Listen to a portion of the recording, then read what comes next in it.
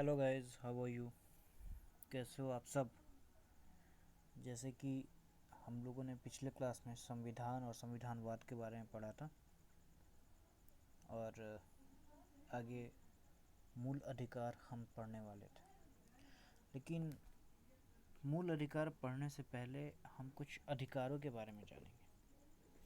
पिछले क्लासेज में हमने संविधान, संविधानवाद, शक्तियों का पृथक्करण और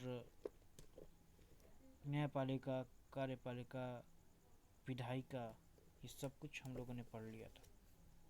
जान लिया था कि संविधान और संविधानवाद में क्या अंतर है। अब हम अधिकार के बारे में पढ़ेंगे कि अधिकार कैसे प्राप्त है हमें। तो अधिकार के बारे में सबसे पहले हम जानेंगे कि हमें कुछ प्राकृतिक अधिकार होते हैं जो कि हमें जन्मजात प्राप्त होते हैं। जैसे सांस लेने का अधिकार, ये हमारा प्राकृतिक अधिकार है, ये हमें कोई नहीं छीन सकता। तो ये हमारे पैदाइशी अधिकार है। कुछ अधिकार हमें संविधान द्वारा प्रदत्त होते हैं और मूल अधिकार जो हमारे संविधान का एक इम्पॉर्टेंट पार्ट है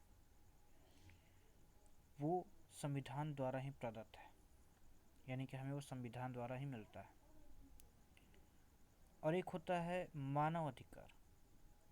मानव अधिकार हम सब जानते हैं, आजकल बहुत ट्रेंड में है मानवाधिकार मानवाधिकार। तो मानवाधिकार प्राकृतिक रूप का रूपांतरण होता है। तो ये तीन अधिकार हम लोग जान चुके हैं। प्राकृतिक अधिकार जो कि हमें जन्मजात प्राप्त होता है, मूल अधिकार जो कि संविधान द्वारा प्रदत्त होता है, और मानवाधिकार जो कि प्राकृतिक रूप का रूपांतरण होता है। तो इतना कुछ हम लोगों ने सीख लिया। अब चलते हैं, हम बात करते हैं अधिकारों के बारे में। ठीक है, तो देखिए, ये जितने भी अधिकार हैं उसमें मूल अधिकार काफ़ी इम्पोर्टेंट होता है क्योंकि संविधान द्वारा प्रदत्त होता है। बाकी प्राकृतिक अधिकार तो हैं, वो तो आपको जन्मजात मिला है। मानवाधिकार वही प्राकृतिक रूप का रूपांतरण है।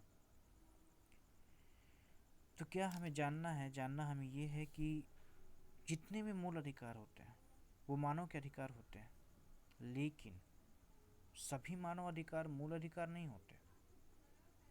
ये सबसे इम्पोर्टेंट पॉइंट है, ये ध्यान रखेंगे कि जितने भी मूल अधिकार होते हैं वो मानव के अधिकार होते हैं, लेकिन सभी मानवाधिकार जो होते हैं वो मूल अधिकार नहीं होते। और जैसा कि हमने पहले भी बता दिया है कि मूल अधिकार संविधान द्वारा प्रदत्त होता है, जबकि मानव अधिकार आपकी नैतिकता पर निर्भर करता है, आपके नैतिक मूल्यों पर निर्भर करते हैं। ठीक है, अब जहाँ तक रही मूल अधिकार की बात, तो मूल अधिकार के उल्लंघन पर उसके संरक्षण का प्रावधान है।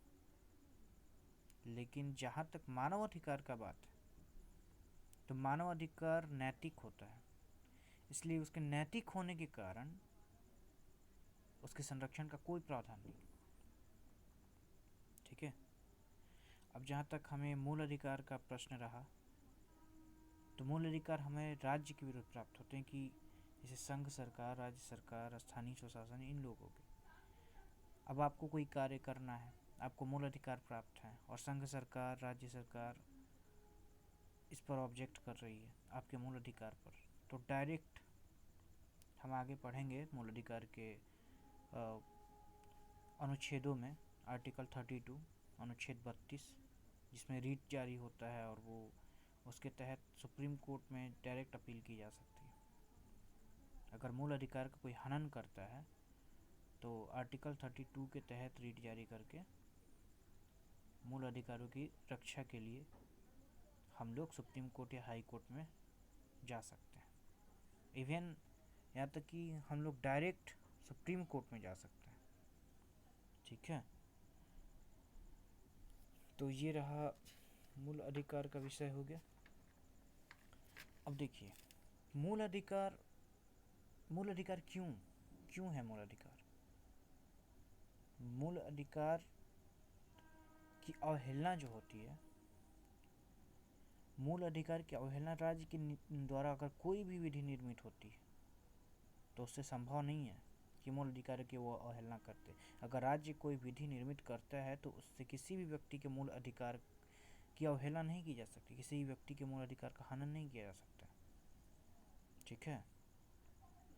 और मूल अधिकार जो होते हैं वो नागरिकों को प्राप्त होते हैं। हमारे देश में जो मूल अधिकार हैं, भारतीय संविधान में जो मूल अधिकार हैं, वो हम सबको प्राप्त हैं।